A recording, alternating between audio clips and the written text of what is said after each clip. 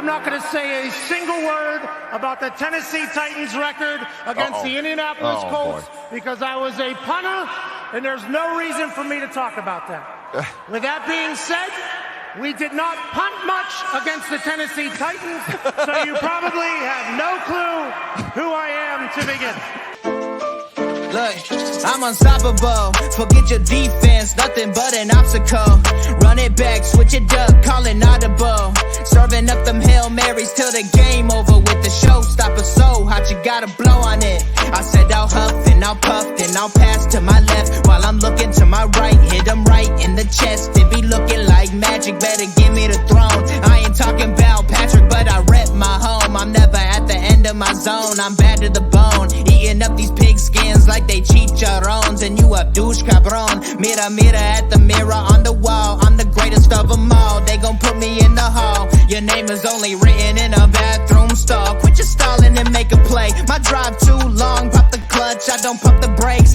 I know what it takes to gain the muscle, get rugged. These butterfingers be fumbling. Squash the scrimmage and rub it in Robitussin. How I give them concussion. They seeing double, they rushing and pass the shovel. The dirt and rubble, I bury them under it. Stay in your huddle and get 10 yards back. Never turn your back. I'ma pull your flag. I go full contact. Out punch, out kick like a shotgun. Good evening. Welcome back to the HorseShoe podcast. Now, I know generally, we have the guys and, we normally have a good time, but I guarantee you, tonight is going to be even better because we have a very special guest in the building. But before we get into all that, make sure that you are liking, commenting, sharing. Make sure that you're tapping in because we're gonna be live again tonight. We always are, okay? We always have a great time here. But you know what? We're gonna have an even better time because we have with us the hardest working woman in sports journalism right now. Now, mind you, she doesn't want me to say things like that, but I'm going to because it's true, okay? It's damn true. But before we do all that, please make sure that you're visiting www.fanbattlesports.com, where you'll be able to view all Colts-related content, whether it be articles, whether it's past podcast episodes. I think right now Josh is pushing out about 2 articles a week. Okay, he's definitely out there trying to give Meghan a run for her money. I told him that he can't. I'm trying, man. It's hard, man. It's hard. I got one coming tonight. Yeah, she got one night, and then and then like I said, Meghan, she got 2 more things, and then she gonna be covering another sport. But you know what? We're not gonna get into all that. See, even Mike Patton knows. He said, "Hello, mobster. What's going on, Mike? Another friend of the podcast, touring AFC South. Make sure that you're tuning in. And then also the Queen of Atlanta is in the building. Okay, listen. Listen. They said Fanny who? They said Meghan Hall. Okay, that's who that is. Okay, listen, Megan's everywhere. All right, so let's just go ahead. And I promise, she's probably gonna kill me for doing all this, but you know what? We gotta do it. Okay, so we have with us once again the hardest working woman in sports right now, sports journalism. She's covering football. She's covering basketball. They asked her if she was covering baseball, but she said, "You know what? I decline." Okay, she's covering volleyball. Okay, she's covering the Downtown Atlanta Cricket Association. That's not even a thing until Meghan started covering it. Okay, all right. So let's just go on ahead and just welcome her back, guys. Let's give her a round of applause, everybody. Our special guest tonight, Meghan Hall. Meghan Hall, everybody. Meghan Hall, everybody. Thank you. That lady good. That lady good. Yeah, that was a bit much, but thank you. Nah, you're welcome. But in all reality, welcome back. Thank you for coming back. Like I said, we talked about a lot the last time, but just update us on what's been going on, what you've been up to since the last time we spoke to you. Yeah, I think for me, what hasn't been going on is probably the better statement. I'll just kind of roll through all the things that I've currently been doing. I think for me, I've got, obviously, if you've been following me on social media, you know that I've been doing some freelance beat reporting for the Atlanta Dream. I've been really blessed to be able to cover the WNBA through that, through my own platform, and then partnered with the Atlanta Voice, which is the oldest Black owned newspaper in Atlanta. So really awesome to do that.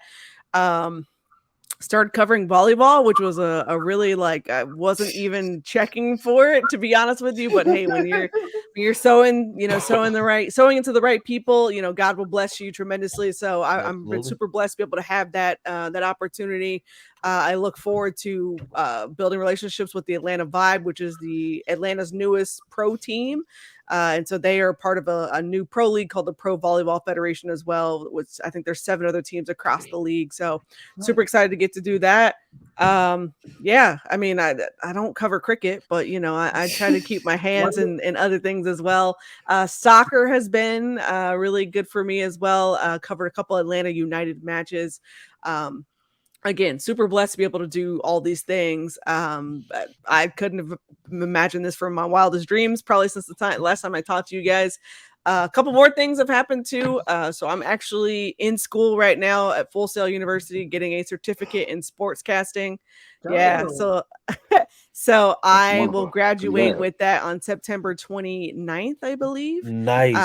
So that is, I think it's September 29th. So I had to think for a second because my classes end on the 24th, and I think graduation on the 29th. So super excited. That has been really pivotal into my growth this year and just learning the industry and all the things that I need to know. So excited that I did that. And then finally, the biggest thing that has happened is I now work for USA Today.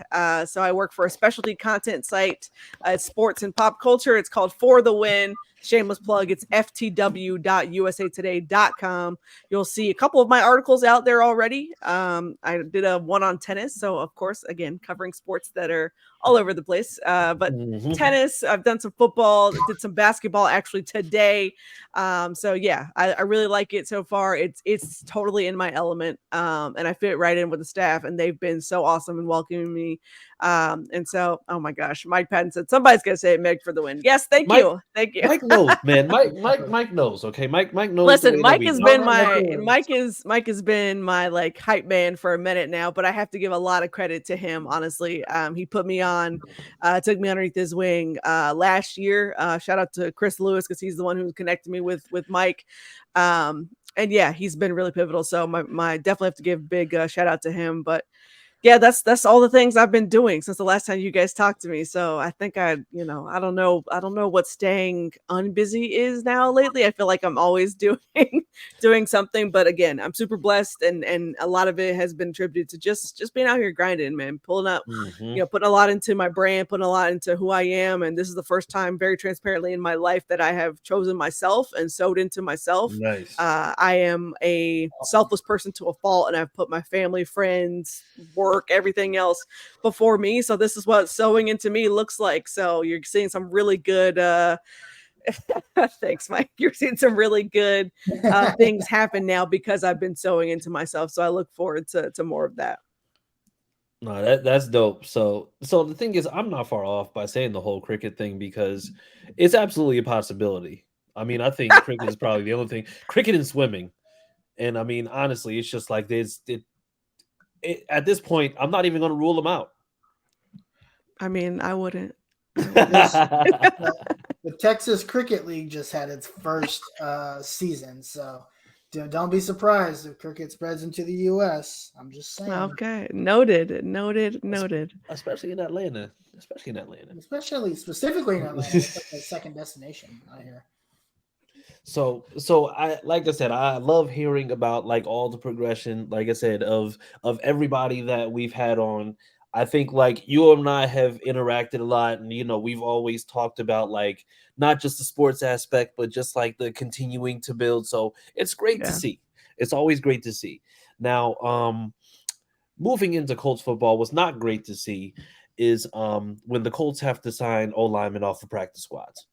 So so the Colts made some notable moves today. They cut Megatron, which I think that's somebody that we were all kind of pulling for. And I mean, with 5 wide receivers on the roster, I mean, how can you really just cut a wide receiver?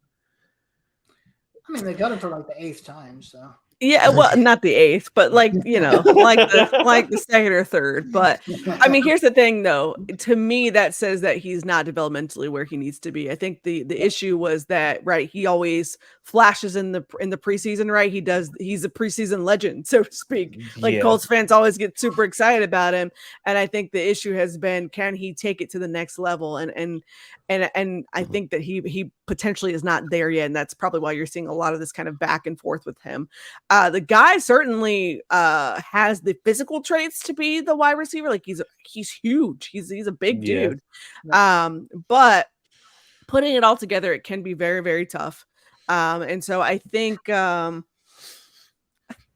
him, this is really tough to see. But I think it also, again, speaks volumes that the Colts would be willing to part ways with a wide receiver, knowing that they have some depth issues on the active roster. But keep in mind, there's also, 3 other wide receivers on the practice squad. I forgot. Juwan Winfrey got brought up. But there's still some other bodies there. So it's not a complete panic there. But if I'm Colts fans and I'm seeing this, I might be a bit concerned because the depth is not great beyond your top 4 guys. It's really not. And I think that's like the thing that's most shocking because, you see these moves being made. And I mean, these are some Ballard-esque moves. I mean, they cut Mike Strawn where wide receivers, we have very few. They signed Jack Anderson, who an O-lineman that was a 2021 7th round pick. I'm guessing that because Ballard picked him off a practice squad, he must be an Eagle Scout and does 1,000 hours of community service a year. I mean, it's just like that's like the people that Ballard had. Just like, what were his stats last year? Oh, he gave up like 50 sacks. Awesome. Okay, well, what did he do for the community? Oh, he was golden in the community. Yeah. Sounds like my guy. It's just like, sir, like. At what point are we going to get past this whole you have to be a Boy Scout for Ballard to sign you? Like it's just like I'll take a guy that's productive that has a little bit of a bad attitude every now and then, as long as he's not breaking the law. It's just like what at what point are we not going to continue to shoot ourselves in the foot by just getting people based on how many old ladies you walk across the street? I mean, the thing is, I think you have to get Ballard out of the bargain bin. And I think that's really going to be hard for him to break. You saw it this offseason where he didn't sign a right guard, right? Didn't draft a right guard. Very high on Will Fries. And we talked about this just not even that long ago, earlier tonight. And we were just, I think we're just frustrated with the fact that like Will Fries is the best answer that you have at right guard. Now let me say this. I am not quite sure what other conversations Chris Ballard could have, been in the offseason, right? It very well could have, tried, but it's not great, right? And there's not a ton of depth there either. It's formidable depth, let me say that. So this is where you have to start to be concerned, especially because you saw the line wasn't getting very much push. On Sunday, your running backs had 25 yards combined. Your quarterback was the leading rusher. Like, it's just like, what is happening here? And I hope that the Colts will continue to till the roster and they'll make the roster better and be looking for those options. And it seems like, hey, Ballard obviously knows that this is an issue, but you continue to to kind of, again, shop in the bargain bin. And here's the thing, for all the picks that you have and that you can acquire, in my mind, now this is just me personally, I might try to go find a fourth or fifth rounder in a future draft and see what I can get for that, because that can't be worse possibly than you combing practice squads for a guy that could, plug and play on the roster. Yeah. We talked about it before, right? It's like his whole team building theory, and then he talks about how it's going to change. It hasn't changed. I mean, I don't know if you guys have noticed that. To me, it has not changed. It's still. I mean, I think he changed a bit in the wide receiver department. He drafted Josh Downs, which that's not his typical, right? It's really not as typical at all. And that to me said, okay, like, hey, I'm willing to stretch a little bit. But he still kind of stuck to his, like, I love the fast, twitchy athletes all the way across the board. Like, you know what I mean? Like, Will Mallory, Blake Freeland, those are, you know, a tight end and an offensive lineman, but they're, you know, twitchy athletes for their positions. Yep. You know, Juju Brents tore up the combine because of his athleticism. You know what I mean? Like that's what he does. So I think, you know, I think for him, I would be hard pressed to see him, you know, kind of change that. So yeah, I mean, it just continues to be interesting, the decisions that are being made. I mean, there's really not much else you can say about it. And to your point, we'll talk about it later, but that run game was a big oof. And we'll talk about, again, if the run game was halfway decent, I think we have a shot at winning that game. Mm-hmm. Yeah. No, absolutely.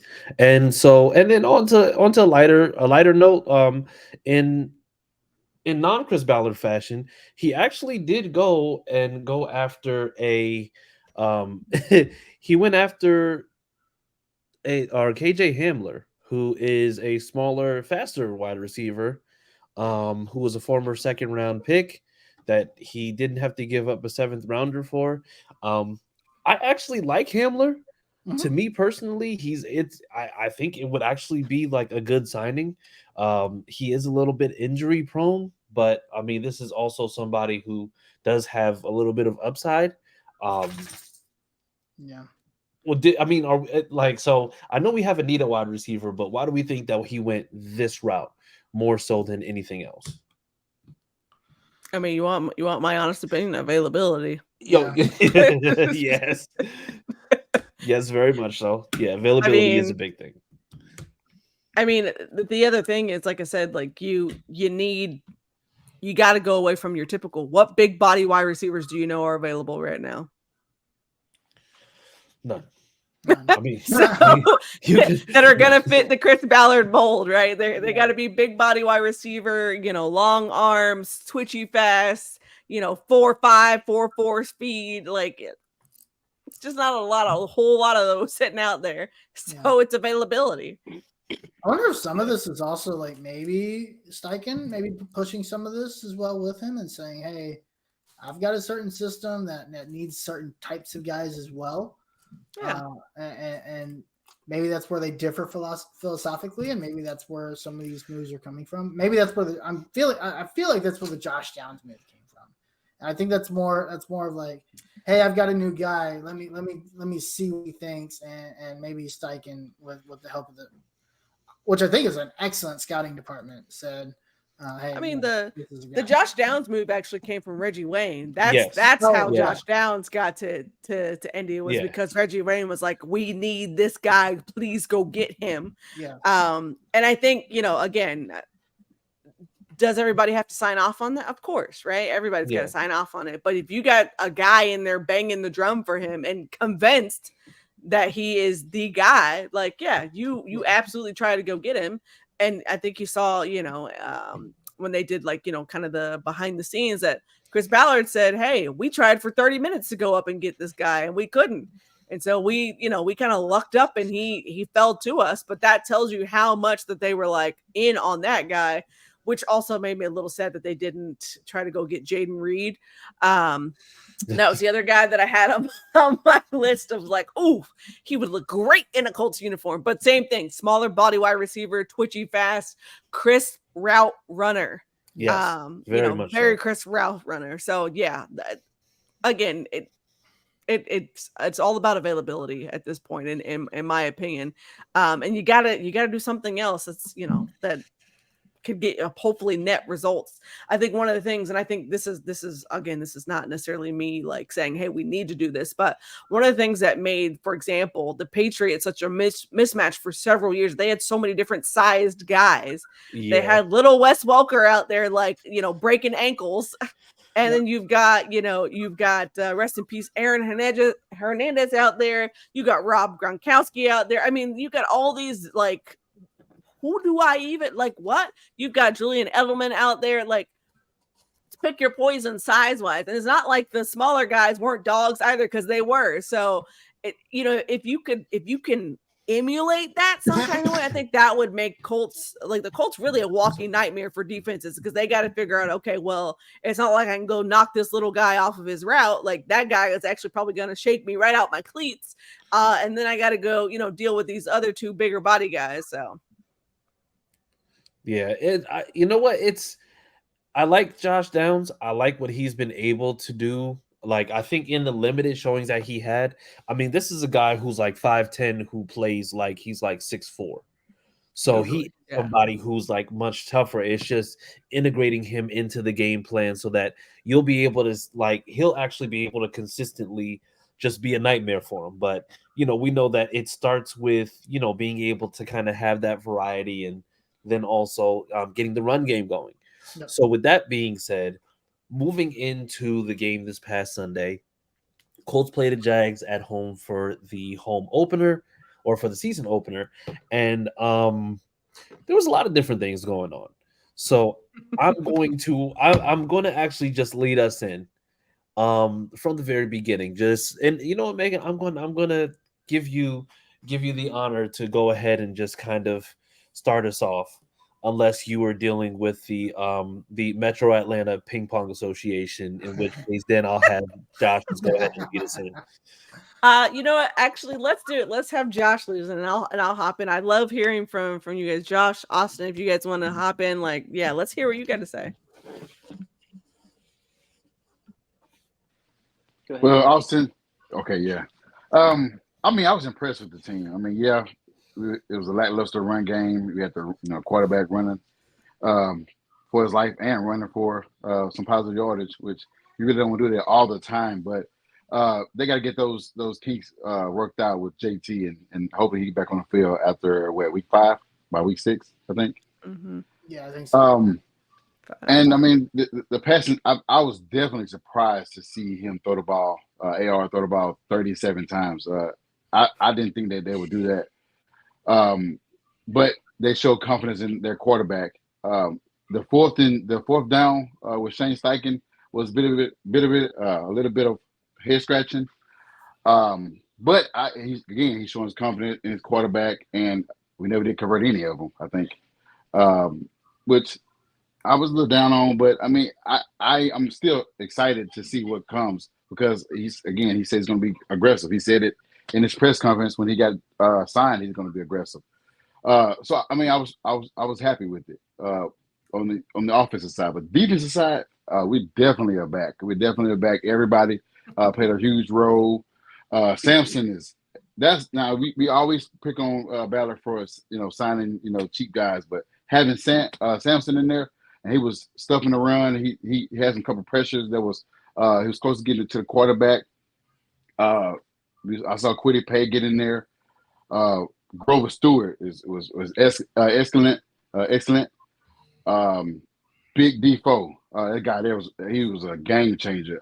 I don't know what we'll be without him, for us having that guy as our tackle, pushing that line back, getting that strip sack. That play also, we had 2 fumbles in that play, which was crazy. Mm-hmm. I thought the play was ruled dead. But again, the guy that got drug tested yesterday caused a fumble. DeForest Buckner picked it up and ran for a score, which I think I lost my voice at that time, because I was yelling and screaming, saying, let's go, let's go. And the secondary, which we all knew. You knew, Megan, when we had that conversation with the secondary. They were very young, inexperienced. They allowed some plays that I wish that we could have back. They let those go because, Zay Jones, Kevin Ridley, they went off. We couldn't stop them.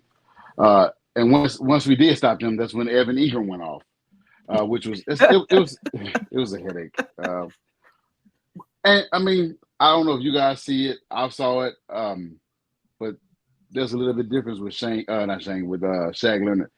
He didn't look himself Sunday. He was that play, I think, with ETN scored that touchdown. He was right there to tackle him, but he couldn't get that tackle. He couldn't get that lead tackle, shoestring tackle. He's gonna work his way in there. I'm not so much down on him, but the defense overall was great. They was able to stop them when they needed to, except the last 3 minutes of the game when Jacksonville made that run after that pick and scored and put the game in a 10-point lead. I was still impressed. I know everybody else is still down, but me, I'm happy. The only person that upset me was Deion Jackson. I don't know what was. Deion Jackson upset the entire fan base. Oh my God! Yeah, I don't know what happened. He must was riding on the same bus as Ryan Tannehill because he was turnover prone all Sunday. Oh my It's like every time that we needed him on the 3rd and 2, fumble, 4th and 2, fumble. It was like, okay, all right, whatever. I'm pretty much done. I don't want to be very critical. I don't want to be super critical. I know it's game one. Everybody got the jitters in them and everybody excited, but we definitely need JT back. We gotta get that guy signed. Mm-hmm. Yeah, I mean, those are all really good points, and I think the run game is, and I kind of talked about it earlier. I think it's kind of what kept us from potentially closing and maybe putting up a couple more points, and maybe winning that game. So, I mean, we'll see. We'll continue to see what happens. It is week 1. I don't think it's time to go into panic mode. Austin, what did you think about the game? Yeah, I agree with Josh mostly. I wish Juju Brents played. I don't know how long he's supposed to be out, but I'm excited for him. Our cornerbacks didn't look as bad as I thought they would going into the game. Like, they let Calvin Ridley go off in the first half. But overall, I feel like they played better than I thought they would. And our linebacker room is crazy. Like, Shaq said, like Josh said, Shaq didn't do as good as he was before, but I feel like he was good the whole game. Zaire Franklin was probably the best linebacker in the league this week. And then EJ Speed also made some plays. Like, they just all looked good. That's what impressed me the most on our defense. And then as far as AR goes, I was like, he did better than everybody said he was going to do week 1. So like there's nothing much more you can ask for. Yeah, and I have to make a public apology because I gave EJ Speed a little bit of flack. It's just like I didn't think that he'd be able to just come in and really just like have that effect that he has with being the starting linebacker for his position. But I was wrong. I was wrong. He made a lot of great plays against an offense that's, I'm going to say, not just up and coming, but it's just like slowly becoming one of the better offenses in the league. But one thing that I will say is that y'all were too nice to Will Fries. He's trash. No. I didn't say anything nice about Will Fries. Let's say we haven't even got there yet.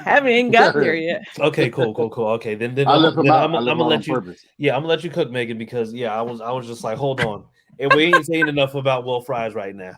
Yeah, so I think let me say this. I think Josh and Austin did a really good job of kind of encapsulating that game, and probably a lot of the things that I was going to say you guys also said. But my biggest takeaway from that game was this offensive line is still the stuff of nightmares, especially when it comes to the run game, and particularly Will Fries was a liability. And let me say this: Will Fries started 9 games last season, right? And it made me think, it's like, okay, were we starting Will Fries because you thought he was that good, or were you starting Will Fries out of necessity because Matt Pryor was just worse than what you saw from Fries, right? And I thought in my mind, I was like, okay, Will Fries did a formidable job for stepping in, but I never figured that he was the long-term answer. Chris Ballard, obviously, I think thinks differently, and as you saw that he didn't sign anyone in the offseason, didn't draft any right guards, nothing else like that. So the issue is Shane Steichen said, we're going to throw to score points and we're going to run to win, right? You threw to score points. You could not run to win. And I think if you could have run, you would have won potentially, right? If you could have created any sort of push, you would have done it, because Anthony Richardson, because he's a big dude, did it. He did it, but the rest of these running backs could not. I mean, they could not get any sort of push. You have a 4th and inches, you can't get a push.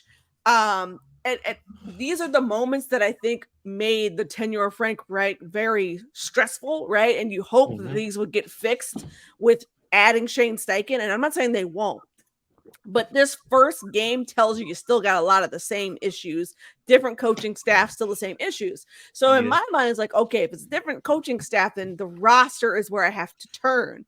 And so this is where Chris Ballard has to look himself in the mirror and say, hey, we need more, right? We've got to figure out more. And I just hinted at it a little while ago is obviously, you know that you need this help because you are like still looking and like, hey, we'll sign depth here or there or whatever else. But the thing is, like, you have the ability to go across the league and say, hey, who's available? Call your buddies up, call somebody up and say, hey, who you got? What can we do to get somebody? Because now at this point, it seems odd to me that you would have, essentially all pros on your line. You have, an extremely highly paid Braden Smith. You've got Bernhard Raymond, who you lucked into, really had to throw out there because Matt Pryor again was that terrible. And Bernhard, of course, turned out to be great and really good for stepping in, right? But you still need a starter and you still need depth on both guard positions, really, to be very transparent with you. So in my mind, that was the biggest takeaway I had from the game, other than like, hey, this team's really young. Hey, they're going to need some grace, right? Like, hope your expectations aren't sky high through the roof because like this team's going to be fun, but they might not be able to finish games or win enough games, right? Totally cool and fine. It's a rebuild season. Cool. But at least you thought that this offensive line would look better. You still gave up 4 sacks, which is unacceptable. Now, thank goodness it wasn't any fumbles on AR's part, but that was part of the issue last year is that like Matt Ryan couldn't hold on to the ball because he was getting, absolutely drilled in the pocket and just letting, footballs go down the field. So in my mind, this is still a really major concern. I think your question was it better, Jags run defense, or was the rushing offense just that bad? Yeah, the rushing offense was just that bad. I think that, there you go. Run defense was just that good, or the offense just that bad. Yeah, the offense was just that bad. You got a guy who's got more fumbles than he does yards per carry. That's when you're in trouble. Multiple fumbles in a game and you gotta go. Like, you absolutely gotta go. And I think, let me say this, Deion Jackson has been good in spots. He was good in the Jags game last year. He was good in the Broncos game last year where he was able to generate, but he's really largely been kind of boom or bust. He's not a guy that you would want in a game or in a season for 17 games. He's just not that guy. That's not his ministry, so to speak. So I would rather, you put in certain packages for Deion Jackson than trusting him with the football there. The other issue now is that you've got a banged up Evan Hull. He's going to be gone for 4 games. Zach Moss might get rushed back because you're in such a pinch and a bind. And the only guy that you could probably depend on is Jake Funk because you cut everybody else. Like, it's a hot mess right now at the running back position. Don't let anyone tell you it's not, because it is. And if I'm Jonathan Taylor, I'm pulling the Shannon Sharp and I'm like, see, like, look at this. Like, exactly. Insert the meme right there. Because I'm like, listen, like, y'all don't want to pay me, and I get it. Like, they do value him. Let me be unequivocally clear. They do value him, but they didn't want to pay him until after the season. I get it. It's a new system. You were banged up, everything else like that. But at minimum, this at least re-facilitates the conversations, right? Like, either you're going to stay or either, hey, we're going to move on from you either way. But either way, in my mind, this re-facilitates the conversation. It turns it back on because now JT's got a little bit of leverage. He's like, hey, y'all are in a bind. And if you had me, maybe I would have, been able to contribute. It's the same thing with Chris Jones in Kansas City. This is a franchise player, right? And I'm not saying that, Kansas City might have won that game, but heck, Chris Jones is a game wrecker by himself. He could have helped at those runs that the Lions were giving them and shredding them up. Same thing with Jonathan Taylor. Jonathan Taylor could have at least helped in this regard. It's a safety valve for your quarterback. Your quarterback in no way, shape, or form should be your leading rusher right there. So the Colts got some things to figure out here. Yeah, and you know what? It's I said it earlier, and I'll say it again. Jonathan Taylor was watching Deion Jackson fumble for the second time, and he's rocking back and forth, rubbing his hands together like Birdman, because he knows he's just like, ain't no way you're gonna sit here and say that this is actually like something that you can do. Right. And I think the thought process going into this was the fact that you would have Jonathan Taylor, who would just help with the progression of your young quarterback.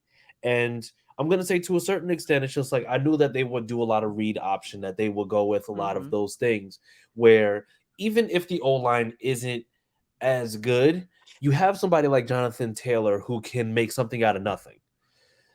You don't get that from Deion Jackson. Deion Jackson sees nothing and gets you more nothing. And that's the reason why he ended up having 13 rushes for 14 yards.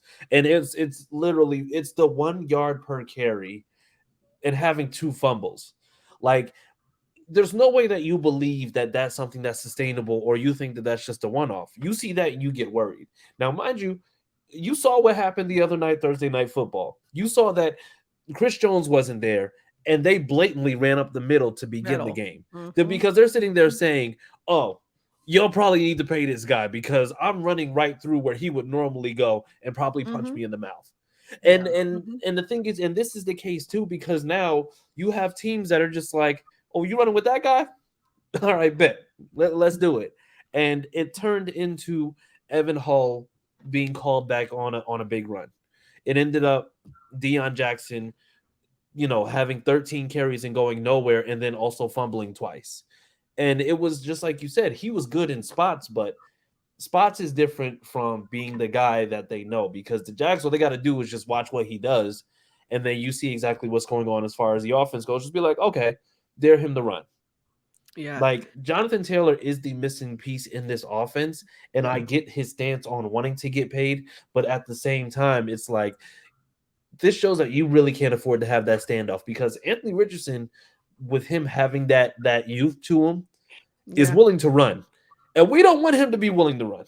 We don't want him to run. Here's the thing. I don't have an issue with Anthony Richardson running. It's the picking your spots of when to run and then slide, my guy, for the love of all that is holy. Slide. Like, go call up your baseball buddies and say, teach me your ways. Right. Because I need you to slide.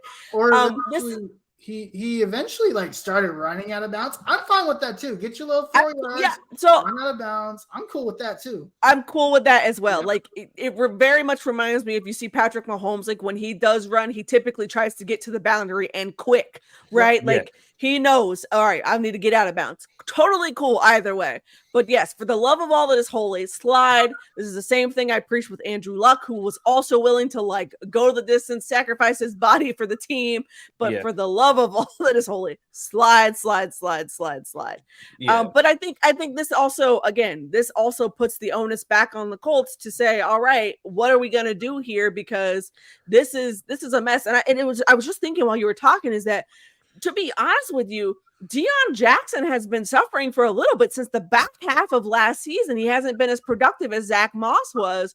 Now, granted, it took Zach Moss a little bit to get going because he was coming over from Buffalo, and they needed to figure out what they were doing with him. But towards the end of the season, Zach Moss wasn't terrible at all.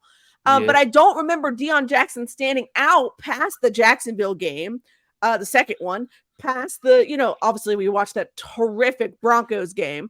But there wasn't a whole lot of Deion Jackson is the guy.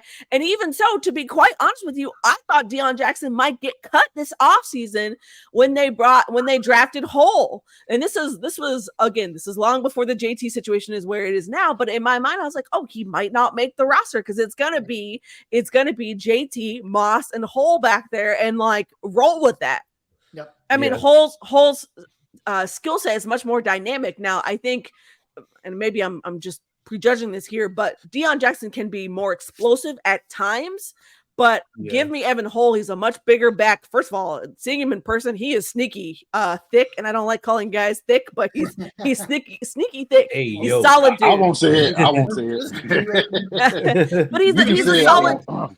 He's a solid dude. He's a very solid dude. He's like a little bowling ball kind of. But so I think in this regard, I really thought like, okay, hey, now you've got some really different backs going on here that could really help this backfield. And I really thought, okay, Deion Jackson's probably not going to be on this roster, but lo and behold, you're in the JT situation. And now, yes, thank you, Mike. I'm about to say pause. Like it's just, I mean, he's a solid dude. Like, let me say this. When I went to Colts training camp, I remember texting, I was texting some of my husband and friends, and I was like, oh my goodness, NFL players are a whole lot bigger than you think they are in person, because my goodness, today, Grover Stewart, large human being, DeForest Buckner, large human being, Quiddy Pay, huge human, like these folks are huge, and he's no longer on the roster, but Dan Skipper, the right tackle that was out there, ginormous human being. Like, you underestimate just how big these guys are because you see the 5'8", the 5'9", that sort of thing or whatever else, but weight looks different on everyone. So yes, Evan Hall is a solid dude, solid sized dude. But again, to that point, like the Colts are in a predicament now. They've got to figure out what they're going to do with this running back situation. And if I'm them, maybe I call Kenyon Drake back up and say, hey, dude. I was going to say that. Yeah. Be like, hey, man, we messed up. Stupid, okay, listen. It was us. It wasn't you. I mean, you got to hit him with the hey, big head, like kind of text, right? And see what's up. Honestly, at this point, you got to figure out something and quick. And why not pick the guy up who was just here with you, who knows your system? Like, I would hit him up with the hey, my guy, like, how you been? What you been up to? I saw. I saw something earlier. The same guy I saw that said the KJ Hamler thing, that they brought in Darrell Henderson that played for the Rams last year for a workout. I don't know if that. Yeah, Darrell Henderson. Yeah, they suck. Him in. I think that. So, but you know what? I think he's better than Deion Jackson. No, he actually is better than Deion Jackson. So I will say that. It's just I think he got caught up. I believe it was in the Rams, and we all know that the Rams, in terms of running, they don't do that. So I think he just got caught up in that. But like to Meg's point, I saw Calais Campbell in person in Metro Atlanta Airport, and everybody talks about, oh yeah, he's a tall dude, whatever. And then I saw him, I'm just like, God damn, get out of my way. Like what are you doing? And then I looked, I was just like, oh, that's Calais Campbell. He could probably throw me through the train. I'm just going to sit here and mind my damn business, because he is he's a massive human being. Like that. I think one interesting thing that I do want to call out was my biggest concern was like, how did this team play throughout the game? Because the one thing that we all know what happens, and this is probably one of my biggest takeaways, Frank Reich's teams, what they do, we've seen it 6 years in a row, that they come out flat, they come out just lethargic, they're 3 and outs, they're very not at any point during this game did I think, man, this team is just not getting it right. They go 3 and out the first series. They come right back that second series, I believe, and they go right down the field and score a touchdown. I mean, that's different, right? Yeah, I think the preparedness is something I did notice. And I think Steichen, honestly, because this is something else Frank Reich failed to do, I think Steichen did a great job of setting AR up for success. Right? Yeah, I mean, he talked about it in his 4 pillars that he wanted for the team. One of those is preparation. Yeah. So if you think back to that, like listen, Steichen strikes me as the guy who's going to do what he says, right? Like he's going to preach those sorts of things. And I think that you saw a Colts team, to your point, you saw a Colts team come out and immediately answer. which is almost unheard of. It felt like in the Frank Reich era, it would be like, oh, all right, the other team is up 21-0 and we've just now scored. All right, Colts, thank you. Thank you so much. Like, just be like, we just have to climb the mountain and get it done. Like, it's just like it's something goofy like that. They were constantly unprepared in the moment. So to see the team go right back down and score, and how good is that, again, to your point, for Anthony Richardson to feel to get these wins. And I talked about this earlier tonight too, was they talked about getting Anthony Richardson quick wins, right? These quick throws that can pick up yardage, pick up chunks. And in my opinion, I don't care if you dink and dunk your way all the way down the field, as long as it gets done. Like, that's where I'm at.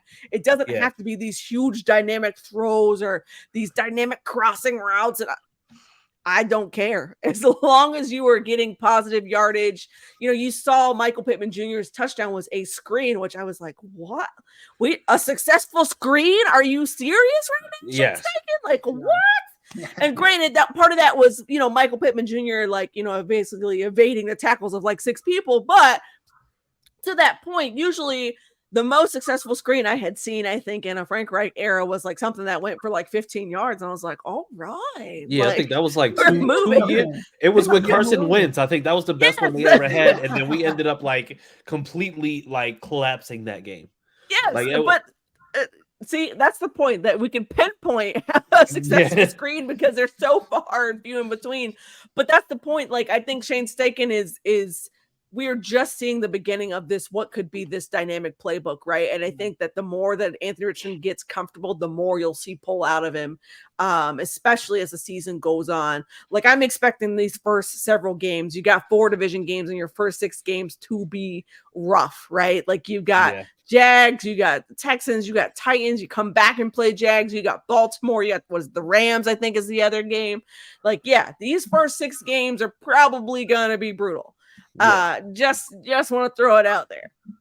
But I think that they'll remain competitive at least. And I think you're not, in my opinion, I don't think, even if, let's say, I mean, I'm gonna knock on every piece of wood, but even let's say that it's you find yourself in a blowout game, right? Because that happens, of course. It's the NFL, you never know. But I think you would still see the team be competitive, and that's what you saw the Eagles as well last season. Even in games where they felt like they weren't in, they're getting their teeth kicked in, they were always fighting back, finding ways to get back into the game, and eventually end up winning some of those games because, of course, they had the dynamic plays and the players to execute them. I think the other thing that stood out to me is they could, and this is going back to, because of the lack of the running game, one thing I was like, well, we didn't really take a lot of downfield shots, but it's like you couldn't, and Steichen recognized that and didn't again put AR in the wrong position and just say, hey man, go stand there for 2 seconds and then throw the ball 50 yards down the field, which was Frank Reich's second favorite thing to do.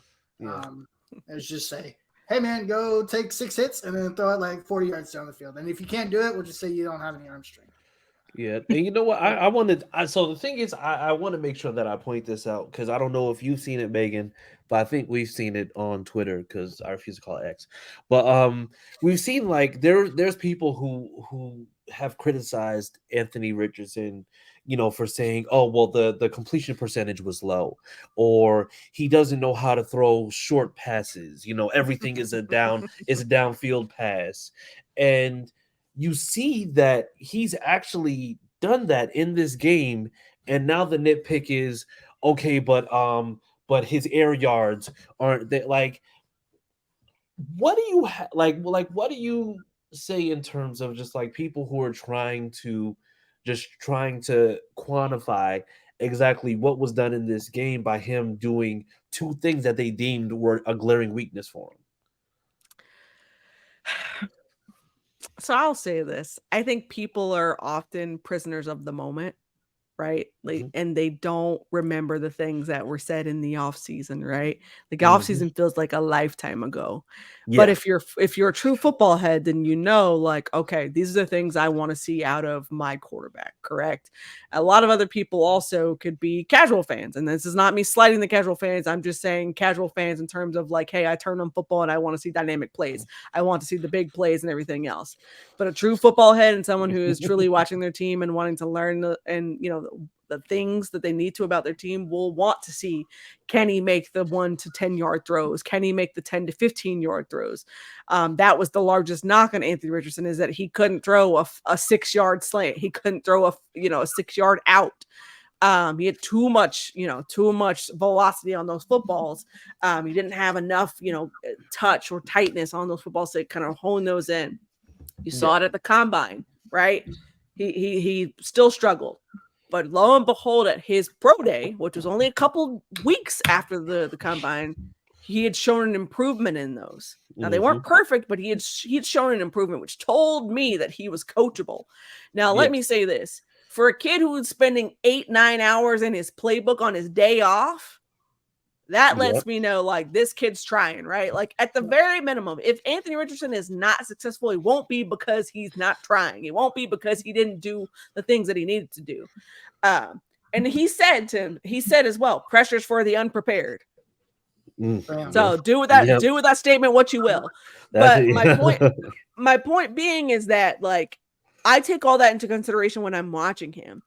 I'm not looking for him to be I got to throw it 70 yards down the field every single time. Does Anthony do that beautifully? Yes, that's his best thing. But you want to get better. You want to be great. You work on the things that you are not good at. You work on the things that are not your best.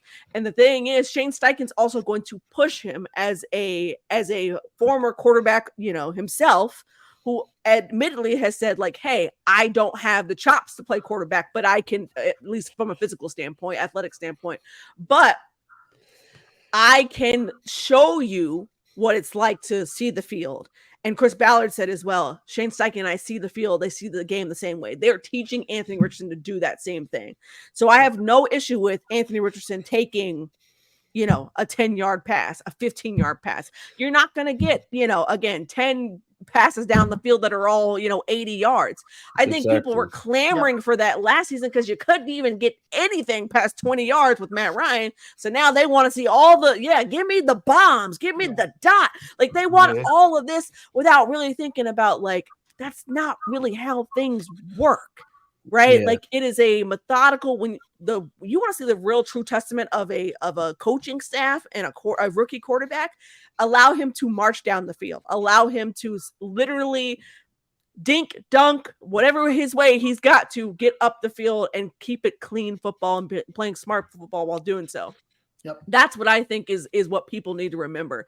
And here's the other thing. Like, people are itching. They are itching for dynamic plays from this Colts offense. It was absolutely brutal last season to watch this offense be in the bottom third of the league consistently, could not get these big plays, right? And I think the last big play you saw was actually, believe it or not, against the Jags, and it was an Alec Pierce walk-off touchdown, right? Go figure. So people are looking for those while not realizing, okay, this is a level reset here. We've got to get back to being able to do that. Of course, more of those. But I've said it also all offseason, adjusted expectations, right? Like, this is probably, I'm going to continue saying this. The expectations have to be here. They cannot be Andrew Luck levels. They can't be Peyton Manning levels. Like, he is Anthony Richardson. He had 13 starts before now. You knew that. You knew what it was when you signed up.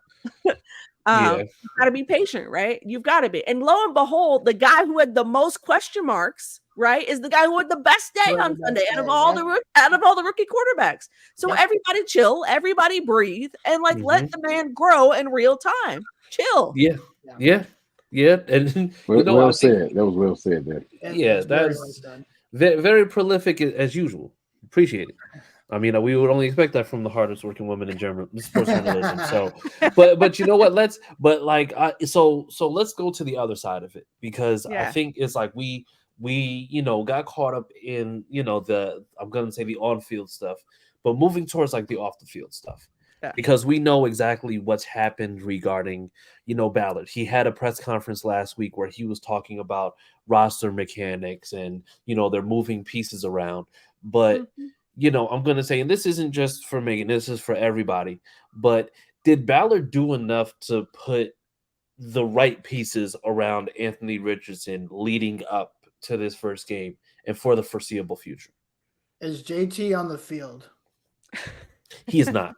Okay, so the answer is no, right? You look at JT, you look at Matt Pryor Jr., Will Fries, you look at just the line struggling as a whole. And you even look at the wide receiver position, right? They struggled to get separation for most of that game. Even I'm going to bring it up because it's just my favorite thing to do. Minus the one drive that your guys' favorite receiver, the number one receiver, had. Michael Pittman Jr. was basically non-existent. I mean, but that was that's fair. He didn't have any catches, I don't think, in the first half. So yeah, most of his catches came. He had 7 catches, 94 yards. I think 8 catches, 94 yards. Catches, yeah, 8. So 5 of those 8. And maybe 60 or 50 of those yards came off of that one drive where he scored. Outside of that, Michael Pittman Jr. is basically non-existent. I don't think he's done enough. He tried to sell us a dream. Oh, Ballard, you guys know how Ballard likes to talk about how he does things, and he always sticks to his word. No, Ballard likes to spit. Ballard likes to, talk between the lines and just he doesn't like the media. It's very obvious. He likes to talk between the lines, and then he wants you to kind of guess and check what he means. And I still do not think he has done enough to build this roster. I think there are opportunities. Dalton Reisner, I think, is still, probably eating dinner tonight somewhere at some restaurant versus being ready to go to practice tomorrow for the Colts, because I do think that's I'm going to make it the most expensive situation out there right now, because it's talk about availability. He's the only person that's available. Oh, by the way, at probably the most needed position at guard, and I still think we talk about how the guards and how Ryan Kelly and Braden Smith are struggling. I think it's because they're making up for the lack of what's happening at that right guard position. I think everybody else is having to do almost like play 2 positions at once and in different ways. So they're also forgetting their own responsibility. Yeah. So I don't think he's done enough. So I'll say this. I was stunned to see that, and I've said this before, I was stunned that Jim Irsay has been very bullish about Chris Ballard. Yeah. Because I felt like after 6 seasons, you could have cleaned house, and I don't think that anyone would have faulted you for doing so. Yep. I think the world of Chris Ballard as a person. I think he's, again, solid dude. But in terms of evaluating talent, he's really good in terms of the league and in terms of evaluating talent. Like, ask any of his peers, his GM peers across the league. Yes. Evaluating talent. Yes. Roster building is where he has fallen short. And I think the larger thing is I would be curious to see how much he leans on Ed Dodds for his roster building philosophy, or if it's purely just him calling shots. I don't know that. But I think there's a reason why Ed Dodds has been trying to pluck Dodds, for a moment. Yeah, I can answer this question or this comment. Man. Yeah, I can. Go ahead, Meg. Go ahead, Meg. You're all good. You're all good. No, let me say this. Let it cook. Evaluating talent, yes. Chris Ballard is one of the best in the league at evaluating talent. Now, is he perfect? No, but he certainly has brought some all pros and some pro bowlers to this roster, right? And people across the league. You go look at the GM polls from across the league of who they say is in the top across the league. Chris Ballard is there, but the issue is that Chris Ballard has fallen from the heights at which he was because of his roster building philosophy. It's gotten him to a lot of trouble. He even said last season, which he had to after 6 years, he's like, hey, I made several decisions that I was pretty bullish on, people that I should have moved on from, people that I kept too long, that sort of thing. That took a lot for him to do because, again, this guy trusts his gut. He trusts his instincts quite a bit. So I get it. Again, if you're in that position, yeah, it sucks to be like, hey, I was wrong. But my larger issue with Chris Ballard has been that, like, one, it has started with the quarterback position. That's been the first thing. And I think y'all know how I feel about that too. I think they can, it's two separate things, but we'll carry on. But one, it's the quarterback issue, right? Two, it's the offensive line. And I've been saying this for a minute, even before Anthony Richardson got here. This offensive line had to be fixed. Yep. I was shaky when they got Matt Ryan, because I was like, okay, I got questions at the wide receiver position and this offensive line. Like, how is this going to work out? I think for Chris Ballard, to answer the question, did he put enough around Anthony Richardson? I might agree with you. I might say no as well, for the simple fact of there are not a couple things. So the Colts have been wildly successful when they've had two tight end sets, right? Rarely do we see two productive tight end sets. I haven't seen it since the days of, like, Kobe Fleener, so to speak. Throw that out there. But they're successful when they're able to do that. The problem is they haven't figured out that formula yet for the Colts. Yep. That's one thing.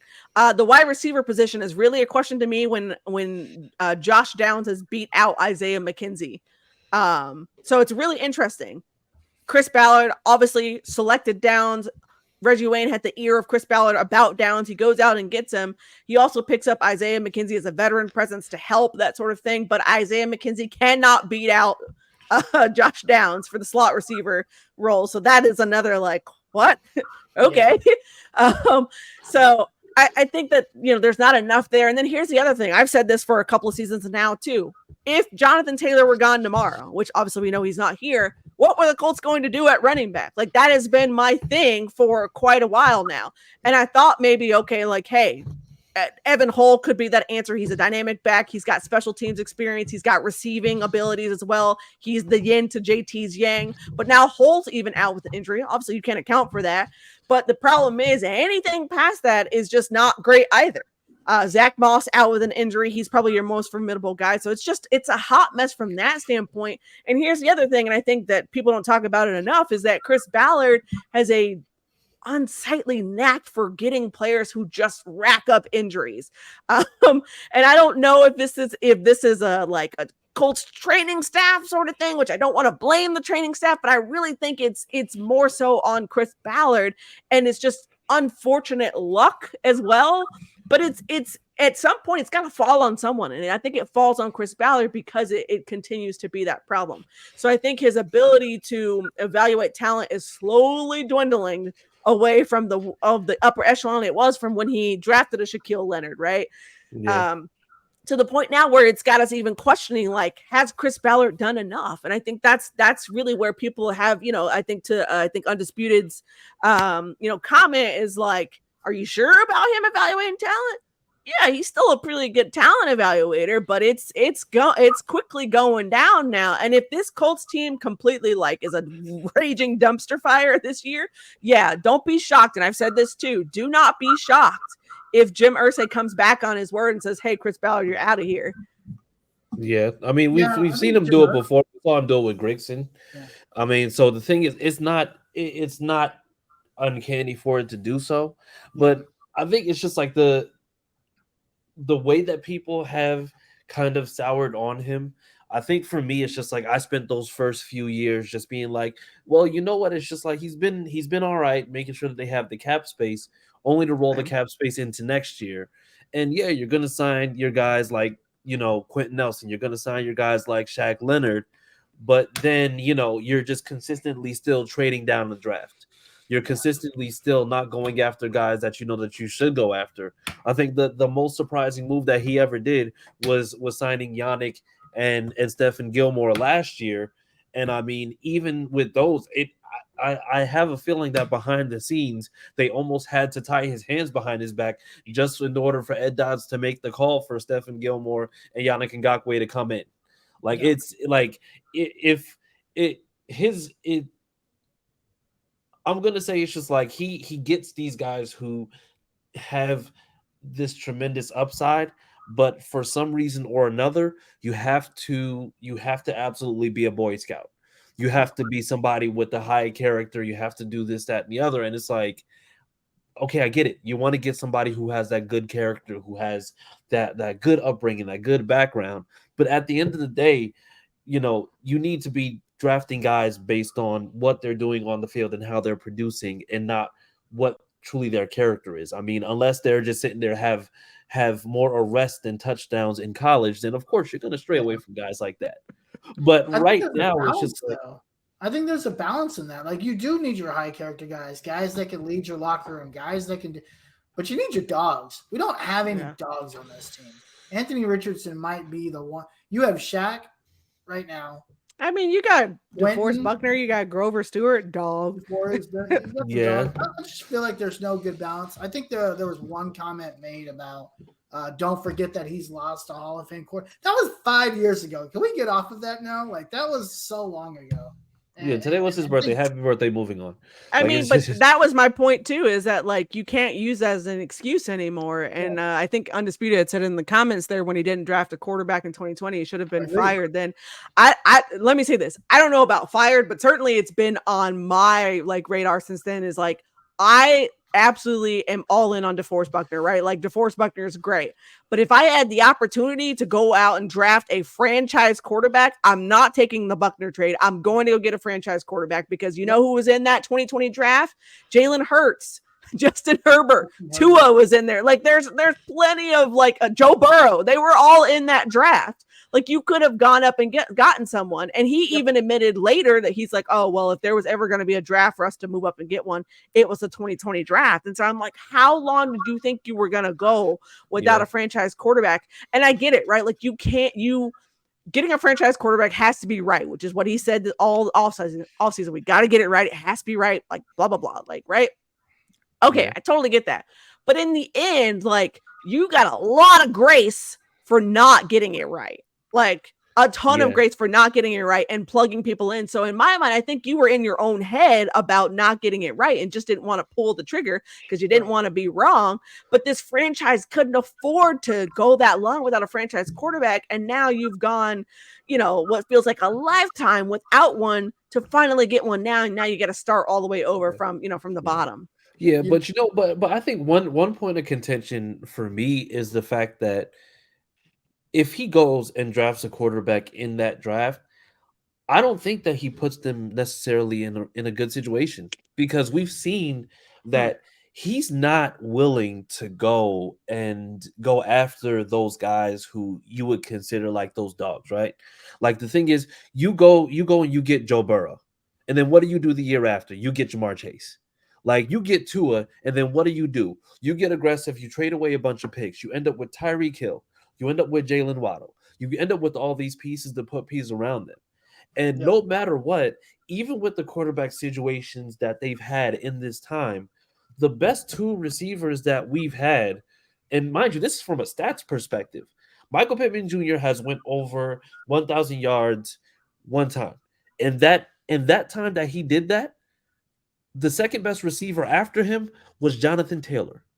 After that, Zach Pascal had about 300 or 400 yards that season, and then everybody else, they read off a bunch of just absolute mediocre stats.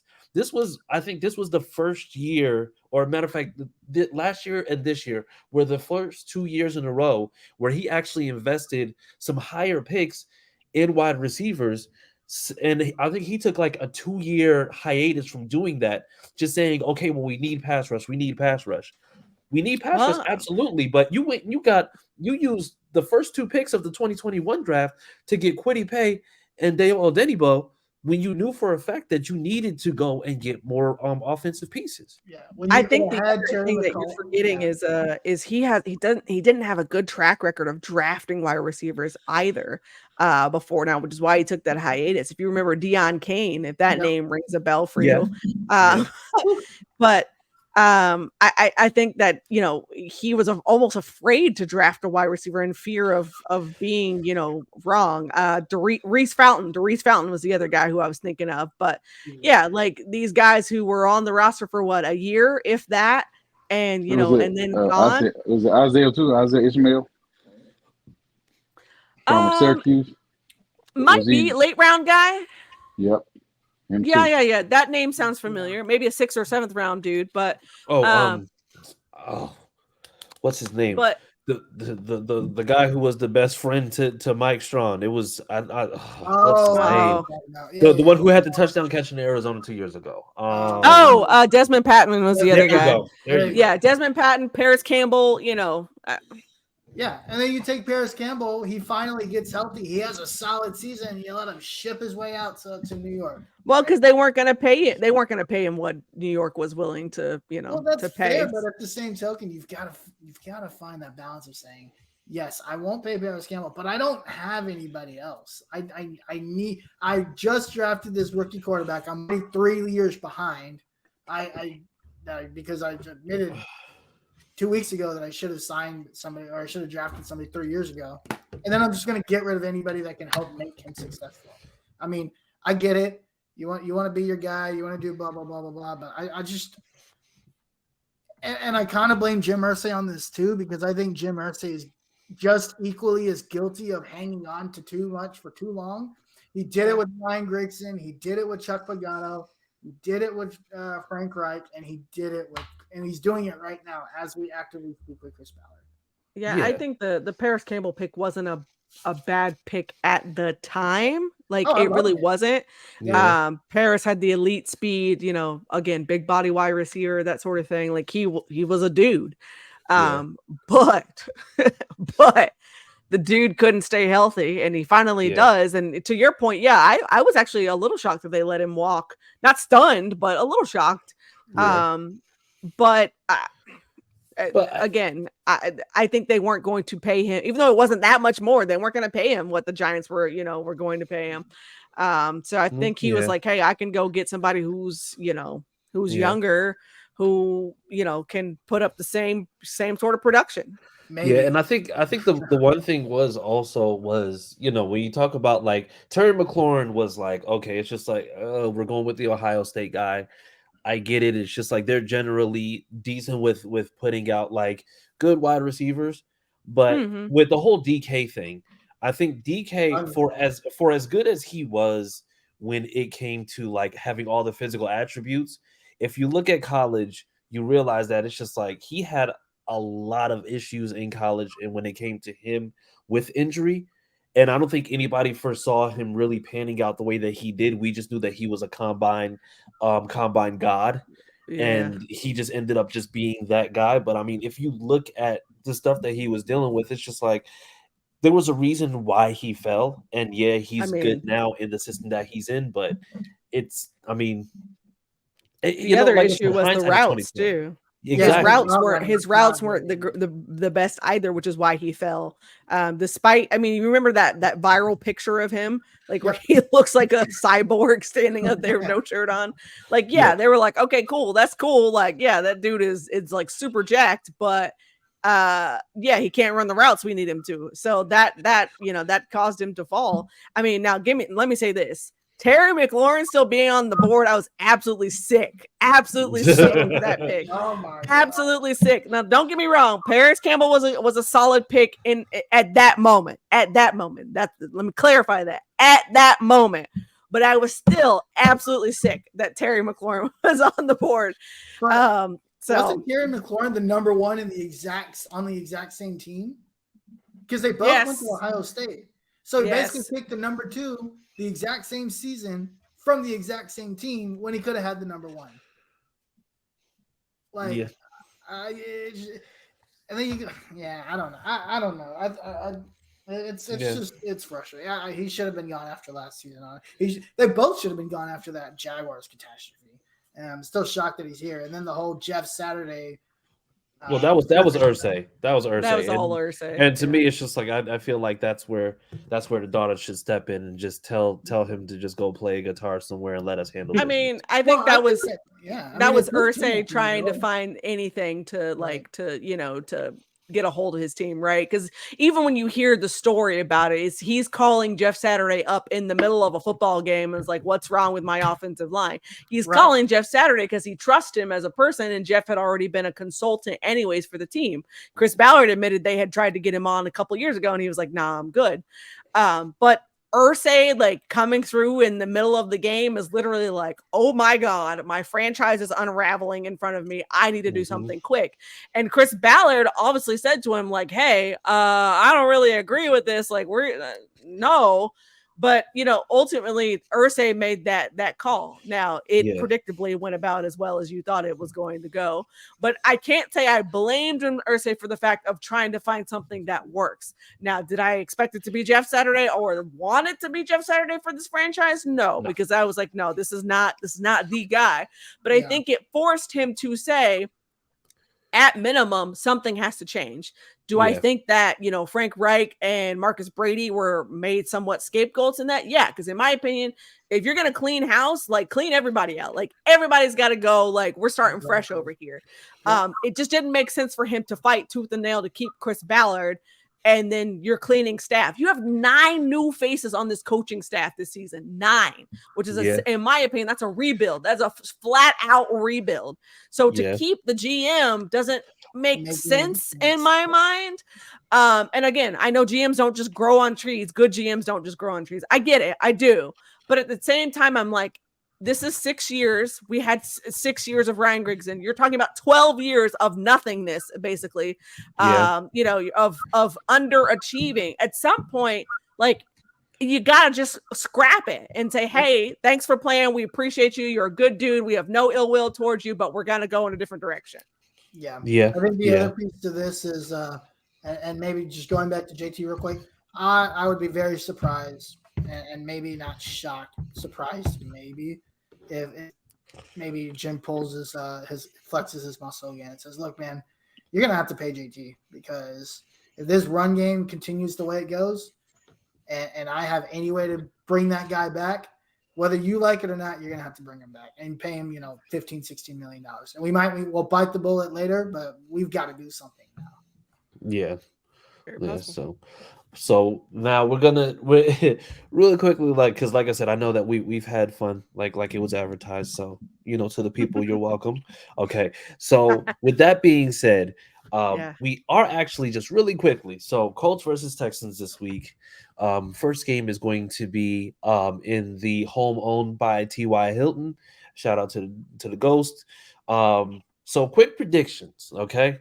Like I said, are we looking at what's going to be a shootout? Are we looking at something that's going to potentially be a battle, like kind of what we saw with Jacksonville? I'm going to start with Austin, and we're going to go counterclockwise, at least to what I see, because I don't know what your screens look like. But we're going to go to Austin, then we're going to go to Megan, Josh, Harish, and then back to your boy. So just the score? No, well, actually, no. Give us the prediction whether or not it's going to be a shootout, blowout. Just like I said, down to the wire, and then score. Yeah, so I think we're gonna try to open the playbook up a little bit more. Obviously, not throw it all out there. AR is gonna hopefully play how he played or better, and we're gonna win, and it's gonna be 20-9. Dang. Oh, so wow. They go another week without scoring a touchdown. Yeah. Hey, wow. I'm with it. I like it. All right. I like it. You said 20-9? I like it. Austin. I like the energy. Megan, what about you? What you got? Oh, yeah, all right. Y'all probably not gonna like this, but I have the Colts losing this game. I have it very, very close though. I think it's gonna be an ugly game, to be honest with you. You got 2 rookie quarterbacks who are still trying to learn. I think this is going to be about who outlasts on the defensive side of the ball. I would love to think that it's going to be the Colts, but that secondary just so young, so young. I feel like this could be a Texans win, like 17-14, like that kind of ugly, like sort of thing. Yeah, I think the growing pains are going to be a little long this season. So maybe towards the back half of the year, you'll get those wins. But I feel like the Colts are probably going to be staring like, and something in the face for a minute. So just buckle up, Colts fans, prepare yourselves. I like the country accent towards the end there. That was a good one. That's the good Southerner in me. That's the Texan in me. So it's like that came with like a back of the boot heel click. Like, listen, and the funny thing is, my family at home is probably like cheering if they're watching this because I am from Houston, Texas, and they give me grief all the time about being a Colts fan. And whenever I either go to Houston or the Colts and Texans play, I get all kinds of trash talk text messages, and usually they say something along the lines of "You've forgotten where you come from." So. Well, shout out to Megan's family. If any of them are Texans fans, y'all gonna lose. But hey, Josh, what you got? But unlike Megan, it will be an ugly game. You got two rookie quarterbacks, you got two stout defenses. But I also picked with Austin for the Colts to win, but in a close game, maybe 20-17. I do feel like they will score, but I don't feel like their weapons is as good as Jacksonville. I don't trust Robert Woods. I do love Tank Dell, and I don't trust Nico Collins. So I think that our young secondary can defend those guys. I won't say excellent, but well. But I also think it will win. Okay, all right, Harish, what you got? Yeah, I mean, I have this team struggling the first half of the season, so I actually do have the Texans winning like 14-10. I do think this is a really ugly game. Yeah. I think, but to that ugly game, I think CJ Stroud probably throws for like 300 yards because I just think he's a really accurate thrower of the ball, and I'd see it's going to be like a, which I do trust our defense more, especially on the front seven. I just don't trust the secondary enough, even with Robert Woods and Tank Dell. So I think it'll be like 14-10 Texans. Okay, so I guess I'm the tiebreaker of the group. Thank you for that. No pressure. So like I said, it's two different situations.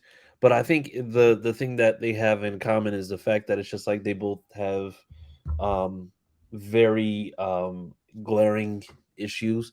One of them is the Texans. Their O-line right now is Laramie Tunsil and whoever the other four guys are. They had to bring in somebody who I think the Texans fan base just doesn't like as a whole in terms of protection.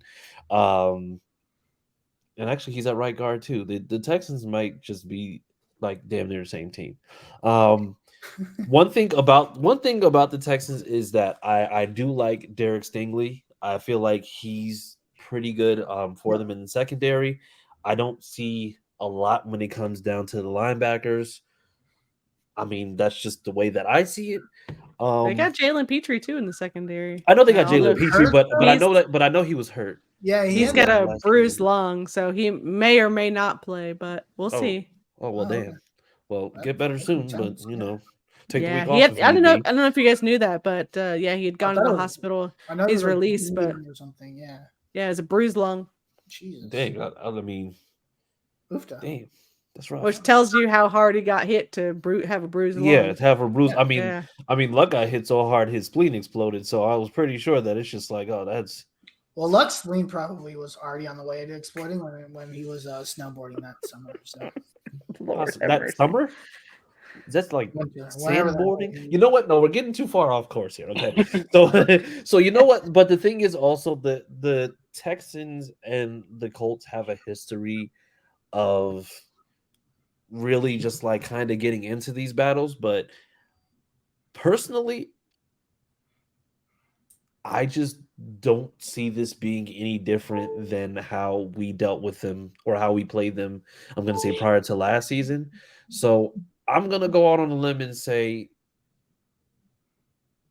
Colts squeak by 21-20. Oof. That's pretty high scoring, honestly. I'm curious what the over-under on this game is. It's probably like 15. I don't know because Missouri doesn't allow for sports betting. So I mean, I've given up on it completely. Probably when their team starts winning, though. No, I don't bet and can't bet. So Yes. So yeah. See, just stay away from it. It's horrible. It's horrible. It's I said, watch this, can. All right. You know what, sir? We are, and on that note, people, it's time to go. Yes. Yes. So Megan, thank you once again for coming through. I'm gonna say we'll probably talk to you later on in the season, and you'll be covering, whatever else is happening. I'm not gonna rule out cricket. It's gonna happen. I'm putting it out there. Chris, if I start covering cricket, I will probably have to come. I will probably have to send you a gift card or something. Listen, take you and the wife out to dinner. You have manifested cricket. I manifested it. But yes. So then, in the meantime, tell the people where to find you, what you got going on, how many different podcasts you have, because you don't get tired. So yeah, let the people know where to find you. I do get tired. I'm tired now. But it is hallaboutsports.com. It's HALL aboutsports.com. That's all my current game coverage, as well as anything else I feel like writing about, which I actually haven't written in a while because I've been covering a lot of games, a lot of sports. But you'll find all of that there. You can find me on Twitter. It's ITS Meghan L. Hall. There you go, right there on the screen. And for those of you who are listening, that's ITS MEGHANL and then Hall, down the hall, as in Hall About Sports. And yeah, you can find Hall About Sports, all of their Twitter socials, Twitter and all the other socials on hallaboutsports.com. Thank you for reminding me of my own podcast. That's really good. Hall About Sports podcast is Tuesday nights at 9 p.m. The Sports Tea podcast is Wednesdays at 9. That is an all ladies sports podcast where we talk about football. And then, of course, Horseshoe Pride, which is our own Colts podcast. It's like a big group chat. That's Horseshoe Pride every other Friday at 9 p.m. and those all times Eastern. That's a lot. So, yes, fantastic. I like it. I like to see it. I like to see you being productive. Like I said, listen, you can't shake that hardest working woman in sports journalism. But, guys, tell the people where to find you, so that we can go ahead and let Megan get some sleep because she's been doing this dang near all day. You can find me on Twitter at CookieAustin2. All right, Josh, where can the people find you? I'll do it the formal way. You can find me on X at official.senior. Okay. Well, I'll do it like the normal way. You can find me on Twitter at the Uncle Gandhi. Also Thursday nights on the Longhorn Fan Battle podcast, 8:30 p.m. Central. You can find me there as well. And then, of course, on our main show, AFC South Fan Battle podcast Sundays. Yeah, and you can find me on Twitter at CJ Colts fan, where I'm basically breaking down to jilted fans that if he throws over 60%, that means that's higher than the 53% that you projected. So with that being said, so like I said, just tune in. We will be back next Tuesday, 9:30 p.m. Eastern time, 8:30 Central, 6:30 Pacific if you're all the way out in Cali. But yeah, in the meantime, have a great evening, and we will see you after week 2. And as always, please remember, most importantly, Sam loves Jalen Ramsey. Oh,